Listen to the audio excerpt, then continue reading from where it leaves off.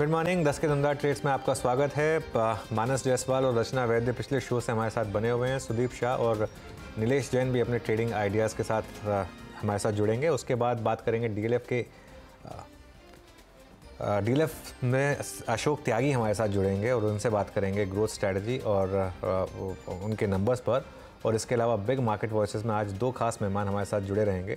Market fundamentals पर MK investment के CEO Manish सोनथालिया जुड़ेंगे और आज मंगलवार है तो सुशील केडिया भी जुड़ेंगे अपनी टॉप ट्रेड्स के साथ। लेकिन इससे पहले ज़रा एक बार मार्केट का रुख करते हैं और क्लियरली काफ़ी स्टॉक्स में अच्छा मोमेंटम इस समय आपको विजिबल है। आईसीआईसीआई लॉम्बार्ड अब 4% ऊपर, ट्रेंट अब 4% ऊपर। तो मिड कैप में शानदार momentum, JK cement, HDFC AMC, Cummins, Crompton, ICICI Pru, Biocon, Hindustan Aeronautics, ये कुछ स्टॉक्स इस समय आपको ट्रेड करते हुए दिखाई देंगे। उसके अलावा अगर डाउन साइड की बात करें तो Dixon Tech, NMDC, PVR Inox और यूपीएल, ये कुछ स्टॉक्स हैं जहां पर इस समय आपको डाउन साइड मूव्स दिखाई देंगे। वीरो अनुज, तो ये है इस कार्यक्रम में आज का क्रम और साथ ही साथ एक काम करते हैं, पहले यहाँ पर कॉल्स को एकत्रित कर देते हैं। मानस जायसवाल, रचना वैद्य, सुदीप शाह और नीलेश जैन हैं। आप सभी को नमस्कार। कार्यक्रम में स्वागत है आप सभी का। सुदीप, पहले आपकी कन्विक्शन ट्रेड्स, आपके दो ट्रेड्स इस वक्त के। वीरू जी, मेरा पहला ट्रेड है टाटा कंज्यूमर पर। टाटा कंज्यूमर में हमने देखा है कि एक बड़ा मूव जो दिसंबर में आया था 900 से लेके 1200 के बीच का, वहां से फिर स्टॉक कंसोलिडेट कर रहा था और पिछले एक दो दिन में हमने ये देखा है कि ये कंसोलिडेशन में से ब्रेकआउट आ रहा है और जो हिसाब से मोमेंटम बन रहा है ये स्टॉक में, और डेली, वीकली और मंथली सभी टाइम फ्रेम पे ये स्टॉक बहुत बढ़िया पैटर्न दिखा रहा है। तो मुझे लग रहा है यहाँ से टाटा कंज्यूमर को लिया जा सकता है 1165 के स्टॉप लॉस से 1220 के टारगेट के लिए। और दूसरा पिक है मेरा सीडीएसएल। हमने देखा ये सारे स्टॉक्स में सीडीएसएल, बीएसई कैम्प्स, इसमें एक मोमेंटम बन रहा है इनफैक्ट। और सीडीएसएल की स्पेशली बात करें तो एक बड़े अपमूव के बाद स्टॉक पिछले 2-3 महीने से कंसोलिडेट कर रहा था, पर पिछले 3 या 4 ट्रेडिंग सेशन से अपना जो ये जो एक सपोर्ट जोन है 1750-1800 का, वहीं से एक अच्छा स्ट्रॉन्ग अपमूव दिखा रहा है और पिछले 4 सेशन में हायर लोज लगा रहे हैं। तो मुझे लग रहा है यहाँ पे एक अच्छा मोमेंटम बन रहा है ये काउंटर में। 1900 के स्टॉप लॉस से सीडीएसएल को लिया जा सकता है 2000-2050 के टारगेट्स के लिए। ओके, तो सीडीएसएल आपका 1935 पे बाय है। और अब एक काम करते हैं, बात करते हैं नीलेश जी से। Nilesh ji, good morning. आपके दो कन्विक्शन आइडियाज इस वक्त के। Very good morning to you and everyone. So सबसे पहले खरीदारी करने की सलाह है HAL पर। काफी बेहतरीन ब्रेकआउट यहाँ पे आता हुआ नजर आ रहा है। फ्रेश रिकॉर्ड है, अभी अभी चार्ट पे बनते हुए नजर आ रहे हैं और यहाँ पे अब जो नेक्स्ट लेग ऑफ रैली है वो ओपन होती हुई नजर आ रही है। 3150 पहला टारगेट और उसके बाद 3180 से 3200 तक की रेंज में जाता हुआ नजर आ सकता है HAL। करंट लेवल पर इसे लॉन्ग करके चल सकते हैं। 3065 का स्टॉप लॉस होगा। 3150 से 3200 तक की रेंज में HAL में जाता हुआ नजर आ रहा है। वही दूसरा स्टॉक वो है आईसीआईसीआई प्रूडेंशियल लाइफ। एक काफी लंबे समय बाद एक बेहतरीन फॉलिंग ट्रेंड लाइन का ब्रेकआउट यहाँ पे आता हुआ नजर आ रहा है। इनफैक्ट अगर वीकली टाइम फ्रेम पे देखें तो एक falling channel sort of pattern बना था, उसका ब्रेकआउट भी आज के सेशन में हमें देखने को मिल रहा है और काफी अच्छे OI यहाँ पे इनफैक्ट शॉर्ट कवरिंग बनती हुई नजर आ रही है। तो यहाँ पे 535 पे आईसीआईसीआई प्रूडेंशियल लाइफ को लॉन्ग करके चल सकते हैं। 550 और 560 ये दो टारगेट होंगे। 523 रुपीज का स्टॉप लॉस रखना होगा। ओके, चलिए ये इस समय की ट्रेड्स। रचना जी, आपकी दो ट्रेड्स क्या रहेंगे इस समय की? जी, मेरे इस वक्त ये दो ट्रेड्स रहेंगे। एक रहेगा एपोलो हॉस्पिटल और दूसरा रहेगा इंडियन होटल, और हम दोनों में ही लॉन्ग करेंगे। As a disclosure, Apollo hospital जो उसमें से है वो मेरे क्लाइंट्स के पास भी है। इंडियन होटल्स के लेवल की बात करें अगर, तो Indian hotels right now futures पे 593 पे है। यहाँ पे अगर हम 589 पे एसएल लगाया जाए तो ऊपर वाली साइड पे हमारा पहला टारगेट होगा 598 और उसके बाद 600। और अगर एपोलो हॉस्पिटल की बात करी जाए तो यहाँ पे भी एक मोमेंटम बनने के पूरे चांसेस है। इंपॉर्टेंट सपोर्ट से चल रहा है ये, तो 6637 पे है ये फ्यूचर्स पे। यहाँ पे अगर 600 पे ऐसे लगाया जाए तो अपसाइड पे फर्स्ट टारगेट होना चाहिए 6660 और उसके बाद 6700। ओके, चलिए तो ये इस समय रचना जी के पिक्स। मानस, आप क्या पिक कर रहे हैं? सबसे पहले तो ओबराय रियल्टी पे एक ध्यान देना चाहिए, क्योंकि यहाँ पर कंसोलिडेशन के बाद अब स्टॉक फिर से रैली रिज्यूम कर रहा है। तो यहाँ पर आप खरीदारी कर सकते हैं। स्टॉप लॉसेस 1380 के नीचे रहेंगे, लेकिन टारगेट 1425 के आसपास के हो सकते हैं ओबराय रियल्टी में। और दूसरा स्टॉक पावर ग्रिड का होगा, क्योंकि यहाँ पर भी कल हमने एक ब्रेकआउट इंटरडे चार्ट पे देखा था, लेकिन फिर वहां पर सस्टेन नहीं कर पाया। लेकिन आज के पैटर्न को देख के लग रहा है कि अब स्टॉक वापस 298 के लेवल्स को टच कर सकता है। तो खरीदारी करंट लेवल्स पे करें, स्टॉप लॉस 288 के लगाएं। ओके, चलिए ये इस समय की ट्रेड्स। अब बात करते हैं डीएलएफ की। शानदार तेज़ी रही है डीएलएफ में। पिछले एक महीने में शेयर ने करीब 20% के रिटर्न्स दिए हैं। एक साल में तो 160% की ज़ोरदार रैली हुई है, और इसके रीजंस भी हैं। कंपनी के नंबर्स बहुत शानदार रहे हैं, बुकिंग बहुत मजबूत रही है, और सालाना आधार पर 260% की हमने ग्रोथ देखी है बुकिंग्स में। 9 महीने में कंपनी ने पूरे साल की गाइडेंस अचीव कर ली है। इन सब चीज़ों पर बातचीत करने के लिए हमारे साथ डीएलएफ के मैनेजिंग डायरेक्टर अशोक त्यागी जुड़ गए हैं। अशोक जी, गुड मॉर्निंग। मैं लास्ट वीकेंड पे गुड़गांव में था, और एक चीज़ तो क्लियर है। वैसे मैं वो जो आपका साइबर सिटी उसमें था मैं, और एक क्लियर कट मोमेंटम दिख रहा है मुझे गुड़गांव मार्केट में। ये एक गुड़गांव के बारे में कहा जाता है कि लगातार एक्सपैंड हो रहा है, और जहाँ पर भी एक्सपैंड हो रहा है वहाँ पर आपकी प्रॉपर्टीज़ हैं, और वहाँ पर भी वो प्रॉपर्टीज़ बिक रही हैं। ये कब तक चलेगा? कहीं ना कहीं जाके आपको लगता है कि बेस इफेक्ट आएगा, या फिर अभी सैचुरेशन पॉइंट से दूर है? देखिए अनुज, अब ये बड़ा एक फॉरवर्ड लुकिंग स्पेकुलेटिव सा सवाल है, बट ये क्लियर है, आप सही कह रहे हैं कि गुड़गांव के नए नए एरियाज में एक्सपेंशन हो रहा है, और उस एक्सपेंशन का प्राइमरी ड्राइवर जो है वो ये है कि सरकार एक्सट्रीमली स्ट्रॉन्ग इन्वेस्टमेंट कर रही है इंफ्रास्ट्रक्चर में। Northern peripheral road, southern peripheral road, metro expansion plans. तो गुड़गांव जो कन्वेंशनल गुड़गांव था उससे बहुत ज्यादा एक्सपेंड हो रहा है, एंड फ्रैंकली जैसे जैसे एक्सपेंड हो रहा है ऑब्वियसली उसमें नए नए कस्टमर्स आ रहे हैं। गुड़गांव के जो अधिकांश कस्टमर्स हैं वो ड्राइव होते हैं गुड़गांव के जो ऑफिस में एक्सपेंशन हुआ है, और जो Gurgaon as a work place जो लास्ट 25 साल में या 20 सालों में उभरा है, स्पेशली मल्टीनेशनल्स के लिए। सो बहुत सारा डाउनस्ट्रीम रेजिडेंशियल इन्वेस्टमेंट उसकी वजह से भी हुआ है। सो आई थिंक अभी तो गुड़गांव स्टोरी अभी तो बहुत स्ट्रांग है, एंड मैं मानता हूँ अभी चलेगी कुछ साल कम से कम। एक और चीज़ जो गुड़गांव में मेरे को दिखती है, कॉर्पोरेट्स काफ़ी हैं वहाँ पर, और ग्लोबल कॉर्पोरेट्स। मेटा का फॉर एग्जांपल, मेटा का हेड ऑफिस गुड़गांव में फॉर एग्जांपल, उसको क्या ड्राइव कर रहा है? क्योंकि जनरली एनेक्डोटली हम तो मुंबई वाले हैं, तो एक जनरली ये माना जाता है कि या तो मुंबई या बैंगलोर कॉर्पोरेट हब के हिसाब से, लेकिन गुड़गांव में ऐसा क्या चेंजेस है जो इस तरीके का कल्चर देख रहे हैं? क्योंकि उससे काफ़ी फ़र्क पड़ता है। देखिए ऐसा है कि ये कहानी ऑलमोस्ट लाइक लेट 90s से शुरू हुई, जब जी और नेस्ले और अमेरिकन एक्सप्रेस वगैरह ने गुड़गांव अपना बेस स्थापित किया। तब से ठीक है, थोड़े एक दो बार कहीं बीच में डाउन साइकिल आया होगा, बट तब से गुड़गांव कंटिन्यूज टू बी, जिसे कहते हैं, the preferred hub of a lot of global corporates, specially BFSI sector में, कंसल्टिंग सेक्टर में। अब इंक्रीजिंगली जो हमारा डोमेस्टिक ये स्टार्टअप इकोसिस्टम है, गुड़गांव इज फास्ट बिकमिंग उसका centre of gravity. So the fact is Gurgaon में may be because international airport करीब है, एक certain degree of English speaking population की रिलेटिवली अट्रैक्टिव सैलरी पॉइंट्स पे अवेलेबिलिटी काफी स्ट्रांग है। So Gurgaon and consistently government infrastructure में इन्वेस्ट करे जा रही है। So I think frankly Gurgaon की story is going very strong. अच्छा त्यागी सर, थोड़ा सा बात करते हैं, क्योंकि एनवायरनमेंट अभी तो बहुत स्ट्रांग है, डिमांड बहुत स्ट्रांग है, प्राइसिंग बहुत स्ट्रांग है। अगर मैं आपसे कहूं कि अगले 3 से 4 साल का आपको एक रोड मैप प्रस्तुत करना है कि डीएलएफ किन किन सिटीज़ में और अपना विस्तार करेंगे, और अप्रॉक्सीमेटली कितना आई थिंक एरिया सेल करेंगे, लॉन्चिंग की जो ट्रेजेक्ट्री है, मतलब कितने हज़ार करोड़ रुपए अप्रॉक्सीमेटली आप मान रहे हैं कि 3-4 साल में आप लॉन्च कर सकते हैं across all cities, I mean major cities जो आपके प्लान में है? तो देखिए वीरेंद्र जी, हमारा अगर आप जो हमने दिसंबर एंड के रिजल्ट्स के बाद जो अपना एनालिस्ट प्रेजेंटेशन पब्लिक किया था, उसके अनुसार हमने खुद बताया है कि हमारी लॉन्च पाइपलाइन अगले साल 24-25 में तकरीबन 32,000 करोड़ है, और शायद if I am not mistaken 45,000 crore plus जो है वो है रेजिडुअल पाइपलाइन।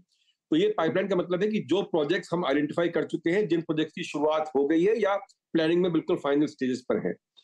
तो आई थिंक जब तक मार्केट सस्टेन कर रहा है, और होपफुली क्या है कि मार्केट जो है, हालांकि रियल एस्टेट मार्केट सिक्लिकल है, इसमें दो राय नहीं हो सकती, लेकिन अगर आप देखें इस समय भारत की जो मैक्रो इकोनॉमी है वो स्ट्रेंथ टू स्ट्रेंथ बढ़ रही है, एंड खासतौर से पॉलिटिकल स्टेबिलिटी और इकोनॉमिक स्टेबिलिटी की वजह से मैं मानता हूं कि ये रियल एस्टेट साइकिल शायद ज्यादा लंबी लास्ट करे बनिस्बत लास्ट साइकिल्स के।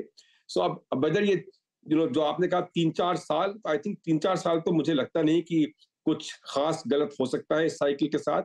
एंड होपफुली जो जो जो जो चुनिंदा जोग्राफीज हैं इंडिया में जहां पे रेजिडेंशियल और कमर्शियल दोनों का एक सॉर्ट ऑफ सिम्बायोटिक रिलेशनशिप है, आई थिंक वो जोग्राफीज डेफिनेटली ग्रो करेगी।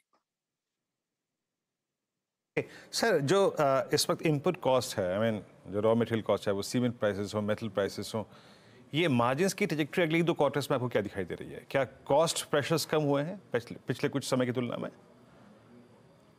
लास्ट 3 साल की साइकिल देखें, बल्कि 4 साल की, तो डेफिनेटली इनपुट कॉस्ट बढ़ी हैं और इसमें दो राय हो नहीं सकती। जो प्रोजेक्ट में एज एन एग्जांपल से 6,000 रुपए पर स्क्वायर फुट में कंस्ट्रक्ट कर सकते थे, वो अब 8-8,500 में हो रहे हैं। लेकिन द गुड न्यूज ये है कि जो रेट ऑफ इन्फ्लेशन है वो डेफिनेटली धीरे धीरे प्लेटो हो रहा है, इसमें दो राय नहीं हो सकती है। लेकिन अब ये देखिए, जो ग्लोबल ये मटेरियल प्राइसेस हैं, ये आई मीन इनका जो ड्राइवर्स होते हैं वो हमेशा डोमेस्टिक नहीं होते हैं, वो इंटरनेशनल भी होते हैं, सो बट फिलहाल ऐसा लगता है कि इन्फ्लेशन है, बट शायद इन्फ्लेशन बढ़ने की जो दर है वो कम हो रही है, धीरे धीरे स्टेबल हो रही है। And clearly so far in the last 3 years, तो मैं बताऊं आपको कि जितना भी इन्फ्लेशन कॉस्ट इंक्रीज हुआ है, हम लोग प्राइस के जरिए उसे पास ऑन कर पाए हैं एंड अपने मार्जिन को सुरक्षित रख पाए हैं। अच्छा, एक आखिरी सवाल, डीएलएफ प्रिवाना 2 कब लॉन्च हो रहा है? अगले वर्ष होगा। अब विच क्वार्टर वो अप्रूवल्स पे डिपेंड करता है, बट डेफिनेटली देखिए, टोटल जो प्रिवाना का इकोसिस्टम है वो ऑलमोस्ट 125 एकड़ का है। अभी हमने सिर्फ 25 एकड़ लॉन्च किया है उसमें से। ओके, और वहां पर भी क्या स्टार्टिंग प्राइस कितना होगा? 8 करोड़ 10 करोड़? नहीं, अब ये नहीं, जो ये वाला प्रिवाना था मेरे ख्याल से इसका स्टार्टिंग प्राइस बहुत 7.5-7.5 करोड़ था। हाँ। तो अब देखिए कैसे होता है आगे। ओके, तो मतलब इससे कम तो नहीं होगा, इससे ज्यादा ही का ही होगा ना? यार ये प्रोडक्ट मिक्स क्या होगा इस पे ऑनेस्टली ये अभी देखिए, होपफुली कुछ महीनों में पब्लिक हो जाएगा, सो देन। ओके, चलिए, बिल्कुल, फिर आपको शुभकामनाएं, और जब लॉन्च होगा तो दोबारा बात करेंगे आपसे। थैंक यू सो मच आज हमारे। Thank you Arvind ji, thank you sir. चलिए, ये हो गई बात डीएलएफ की, और अब समझते हैं कि मार्केट में यहाँ से कहाँ पर आपको दांव लगाना है। एमके इन्वेस्टमेंट मैनेजर्स के सीईओ मनीष सुंथालिया जुड़े हैं, जिनके पास एक्विटीज़ में करीब 3 दशक का अनुभव है। मनीष जी, गुड मॉर्निंग, बहुत बहुत शुक्रिया हमारे साथ जुड़ने के लिए। डीएलएफ है कि आपके पोर्टफोलियो में बहुत बड़ा आउट परफॉर्मर रहा है? मैनेजमेंट से बात हो रही थी और पूरा एक चेंज हो गया एकदम से, जो डीएलएफ का एक प्रोफाइल था पिछले कई सालों में। देखिए, पूरे रियल एस्टेट में ही काफी तेजी आई है। इनफैक्ट अक्रॉस द बोर्ड जो भी नोन नेम्स हैं, और ना भी यही है कि साइकिल लंबे समय तक चलेगा, मे बी 7-8 साल चलेगा, बट वैल्यूएशंस तो कहीं भी जरा भी कंफर्ट नहीं देते हैं। मतलब आप प्राइस टू नैव अगर 4 या 5 या 6 पे करते हैं तो कुछ भी टेबल पर रहता नहीं।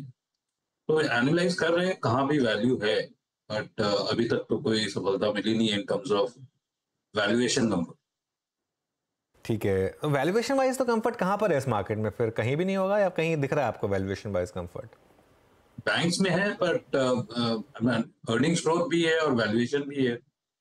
तो जल्दी ही मेरे हिसाब से तो अगर ये ट्रूथ है कि वैल्यूएशंस और अर्निंग्स ग्रोथ दोनों संग में चलते हैं, तो आगे पीछे जाके बैंक्स को तो मूव करना ही पड़ेगा ऊपर की तरफ। और अगर ये नहीं होता है तो फिर अर्निंग्स ग्रोथ जो 17-18% की 2025 की बात हो रही है, फिर नहीं है, क्योंकि वैल्यूएशन कंफर्ट बहुत ज्यादा हो गया बैंक्स। बैंक्स में मेनली तो एचडीएफसी बैंक नहीं चला है, और कुछ हद तक आईसीआईसीआई बैंक का, बाकी तो बैंक्स भी ठीक ठाक चले हैं। तो इन दो में क्या व्यू रहेगा फिर? नहीं, I mean private sector banks तो ब्रॉडली सब अंडर परफॉर्म किए। अगर आप आईसीआईसीआई बैंक देखें, हाँ, और 2 साल के पॉइंट ऑफ व्यू से देखें, या एचडीएफसी बैंक देखें, या कोटक बैंक देखें, तो जो भी लार्ज प्राइवेट सेक्टर बैंक्स है, अर्निंग्स ग्रोथ तो आए हैं अच्छे खासे। बट वैल्यूएशन डी रेटिंग हुई है और इंडेक्स में काफी कुछ वेट है प्राइवेट से, और HDFC बैंक तो है ही। तो 30-32% वेट अगर इंडेक्स का नहीं मूव हो रहा है और अर्निंग्स ग्रोथ आ रही है तो सोचने वाली बात है बेसिकली। पब्लिक सेक्टर बैंक्स में अच्छी खासी तेजी हुई है on the back of earnings growth. तो earnings growth recognition public sector banks में मिल रही है। 2024-25 20-22% की ग्रोथ है और वैल्यूएशन री रेटिंग भी हुई है। तो ये एक स्पेस है जिसमें री रेटिंग हुई है, पर प्राइवेट सेक्टर बैंक्स में नहीं हुई। सो ये एक स्पेस है जो मुझे लगता है कि मूव करना चाहिए। बैंक्स, मनीष जी के मुताबिक बैंक्स एक स्पेस जो है, आई मीन वैल्यूएशन कंफर्ट यहाँ पर है मनीष जी को। मनीष जी, इस बार जो अर्निंग्स कैपिटल गुड्स ने दी, चाहे वो L&T हो, चाहे वो ABB हो, सिमेंस ने, कमिंस ने, सारे स्टॉक्स ऑल टाइम हाई पे हैं। स्पेशली बहुत मतलब जिसे कहते हैं ना, आई मीन सबसे महत्वपूर्ण चीज़ थी इनका ऑर्डर इनटेक, बहुत शानदार था। अभी यहाँ पे आपको कुछ स्पेस नजर आ रहा है फ्रेश बाइंग के लिए कैपिटल गुड्स में सर?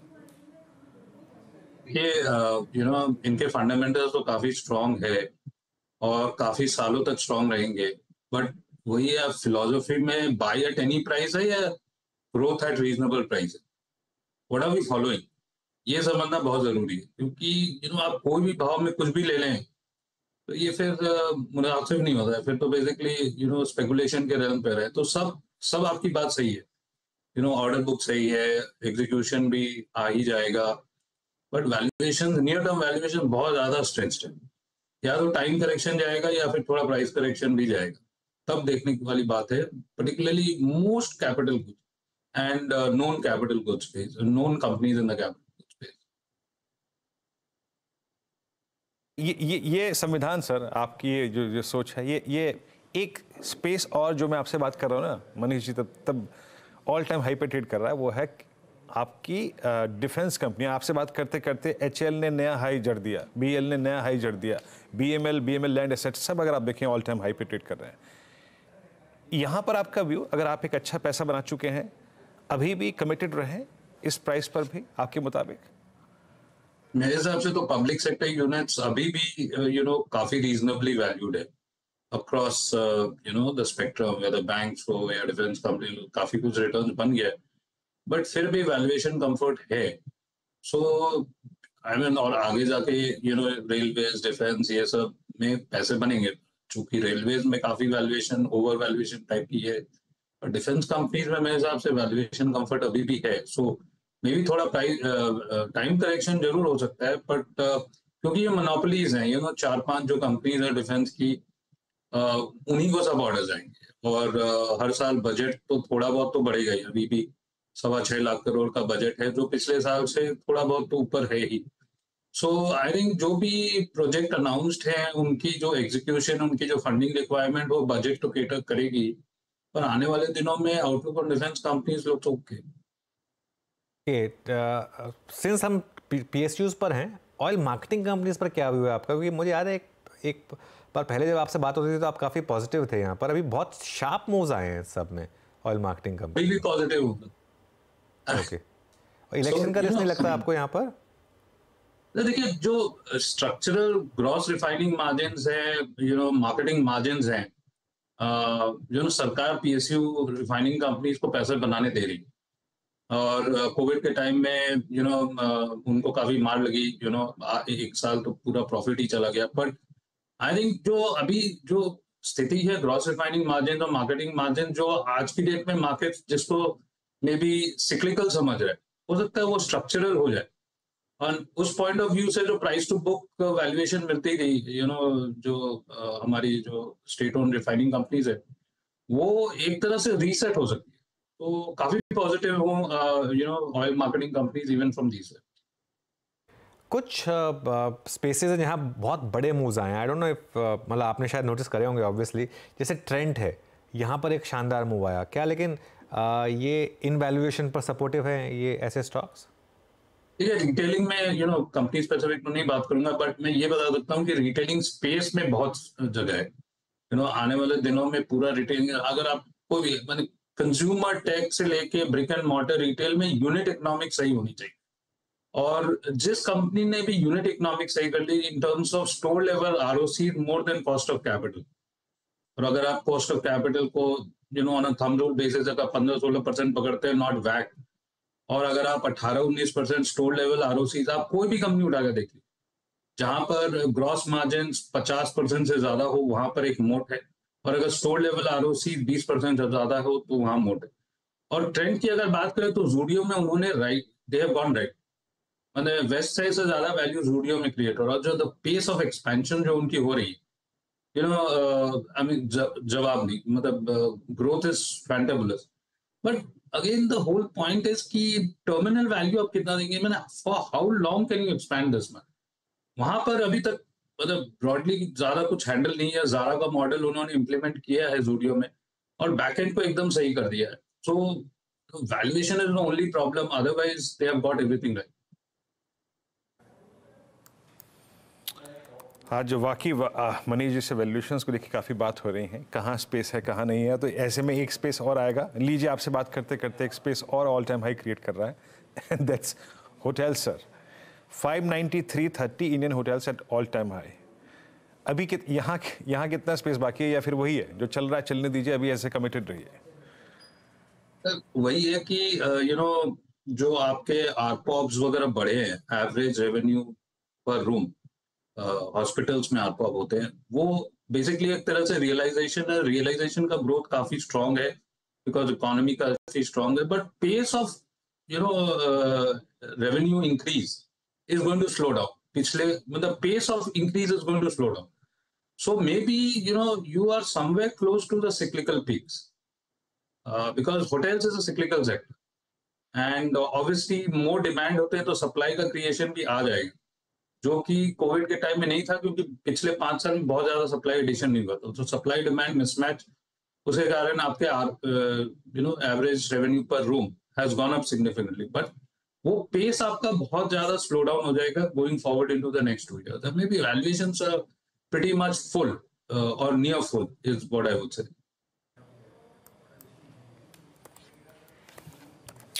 ओके सर, बहुत बहुत शुक्रिया आप आज इस कार्यक्रम में शामिल हुए और सभी सेक्टर्स पे और आई थिंक बाजार पे अपना आउटलुक शेयर किया आपने सर, बहुत बहुत शुक्रिया। और एक बार फिर से लौटते हैं बाजार की तरफ, और आपकी स्क्रीन पे करीब 22,119 पे मीन वाले एक स्टॉक लेके आइए जो उन्होंने पिक किया था। दैट वाज मैं इनफैक्ट मनीष से इसलिए मनीष जी से पूछ भी रहा था, HAL कहाँ फाइंडिंग हुई थी इसकी, और 3122 पे अब ये स्टॉक अपने ऑल टाइम हाई ट्रैजेक्टरी पे ट्रेड करता हुआ। और आप देख लीजिए पूरा का पूरा ये बास्केट, अनुज HAL को लेके आइए। BML हमने पिक किया था मेरे ख्याल से 3139 पे, अब वो 3180 हो गया। आप लेके आइए रेलटेल को, आप लेके आइए राइट्स को। अनुज गजब मूव यहाँ पे, and specially HAL all time high. बिल्कुल सही टाइम पे पिक हुआ वो ट्रेड। ऐसा लग रहा था एक्चुअली उस समय कि मोमेंटम आ रहा है। चलिए खैर, अब हमारे साथ हमारे अगले गेस्ट जुड़ गए हैं, और सुशील केडिया से बात करेंगे, केडियानॉमिक्स के फाउंडर। सुशील, गुड मॉर्निंग। सुशील, क्या भी बन रहा है इस मार्केट पर? थोड़ी वॉलेटिलिटी रही है ऑफ लेट। देखिए, हमारे मार्केट्स में एक सेंस ऑफ कॉम्प्लेसेंस जो हमें मिल रहा है कि घूम फिर के निफ्टी थोड़ा बहुत इंट्राडे करेक्शंस देता है, क्योंकि अभी तक हमने वो जो मैग्नेट है जिसकी तरफ चार्ट्स के पैटर्न 22,450-500 तक जो जाने हैं, तो जो सेंस ऑफ कॉम्प्लेसेंस डेवलप हो रही है कि कहीं ना कोई स्टॉक आके इंडेक्स को मैनेज कर लेते हैं। बट सबसे ज्यादा बड़ी चिंता का विषय है, और अगर पीसीआर कृपया इस चार्ट को दिखा सके, जो मैं S&P 500 के आपको चार्ट को दिखाता हूं, कि ये देखो आप, ये जिस तरह का बिल्कुल डेंजरस टर्मिनल ट्रायंगल पैटर्न बन रहा है, तो इस बाजार को आगे या पीछे 1000 पॉइंट गिरना है S&P 500 को। और वक्त पिक्चर में जो राजकुमार जी का जो डायलॉग था ना, वो खाली डायलॉग नहीं है, शेयर बाजार में बड़ा काम आती है ये बातें। जिन दरख्तों को झुकना नहीं आता वो अक्सर टूट जाते हैं। तो जो पोस्टपोनमेंट होते जा रहा है वॉल स्ट्रीट के करेक्शन का, और वहां जो सेंस ऑफ कॉम्प्लेसेंस बिल्ड हो रहा है, शॉर्ट सेलर बार बार परेशान हो रहे हैं, और वॉल स्ट्रीट के पीछे पीछे क्यों लेते हुए इंडिया जैसे मार्केट्स भी एक मजबूती का सेंस जो मेंटेन किए हुए, हो सकता है 2 दिन 4 दिन 5 दिन 6 दिन और चल जाए, पर घूम फिर के हमें इस चीज की तैयारी करनी पड़ेगी कि all good things come to an end. एक बढ़िया मोटा करेक्शन सारे ग्लोबल इक्विटीज में आना चाहिए। सिमिलर पिक्चर नैस्डैक पे भी बना हुआ है। और ज्यादा उस तरफ की बात न करते हुए संक्षेप में कह दूं डॉलर इंडेक्स घटने को तैयार नहीं और यूएस 10 ईयर रेट ने बढ़ना शुरू कर दिया है। तो इस खतरे को ध्यान में रखते हुए अब अगर मैं इंडिया को डिस्कस करूं तो लॉन्ग शॉर्ट्स दोनों हम करीब करीब साथ में बना के चल रहे हैं। कुछ स्टॉक्स ऐसे हैं जो बहुत ज्यादा गिर गए और वहां पे बॉटम बन रहे हैं, जैसे अगर वो आईटीसी है या अगर वो आपके एयू बैंक है या कोटक बैंक की अब ये परिस्थिति हो गई कि जैसे 200 रुपए के भाव में आईटीसी के मीम बनते थे। तो यहाँ पे मार्जिन ऑफ सेफ्टी है कि अगर कोई बड़ा फॉल आएगा विद इन स्टॉक्स में हम ज्यादा नुकसान के बिना फटाफट निकल जाएंगे। और ये जो महिंद्रा एंड महिंद्रा है कि मारुति है या जो अपोलो हॉस्पिटल है, जो बिल्कुल आसमान की बुलंदियों के भी बाहर जा चुके हैं और थक गए अब, तो हम उनमें खोज खोज करके शॉर्ट्स करें। जैसे बाटा का स्टॉक बॉटम से निकल गया बिल्कुल, तो इंडेक्स भले निफ्टी हमारी 22,450 22,500 दिखाती है और उसके बाद करेक्शन करती है, इसके पहले शुरू कर दे, फिर भी हम इस करेक्शन में भी कुछ स्टॉक्स में लॉन्ग रहेंगे, क्योंकि अब एक क्लियर ट्रेंड का मार्केट होता है और एक सीरियस ट्रेडिंग का मार्केट होता है। तो इंडेक्स पे तो time to time intraday trades पकड़ने की हम कोशिश करेंगे। हम आपको अपनी स्ट्रेटजी बता रहे हैं, सब कुछ फोरकास्टिंग नहीं है, और अलग अलग स्टॉक्स में लॉन्ग या शॉर्ट करेंगे। 1965 में बनी थी सुशील वो फिल्म, और मेरे ख्याल से अपने वक्त से सबसे आगे फिल्म बनी, और उसके जैसी फिल्म शायद आज तक हिंदुस्तान के इतिहास में बनी नहीं है। अगर किसी भी इंसान को कभी भी लाइफ में हल्की सी भी ईगो ट्रिप हो तो उसको ज़रूर देखनी चाहिए फिल्म। अच्छा चलिए, तो ये तो खैर आपने बात कर दी, कुछ 2-3 स्टॉक्स बता दिया आपने, जैसे बाटा आपने बोल दिया, M&M बोल दिया, मारुति बोल दिया आपने, अपोलो हॉस्पिटल्स बोला, ये सब बोला आप, एयू बैंक, कोटक, काफ़ी स्टॉक्स बोले यहाँ पर। कुछ डार्क हॉर्सेस, कुछ ब्रॉडर मार्केट्स है जो आपको समझ में आ रहे हैं? HDFC लाइफ इंश्योरेंस एक कंसेंसस सा बन चुका है कि ये नहीं चलेंगे। देखिए मैं इसकी चार्ट आपको दिखाता हूं, और हमारा ये व्यू है। देखिए सब चीज जो F&O में अगर कोई स्टॉक है तो किसी शास्त्र में तो लिखा नहीं कि आपको उसमें सट्टा करना जरूरी है। डिलीवरी उठा के बहुत ज्यादा मोटा पैसा बनेगा।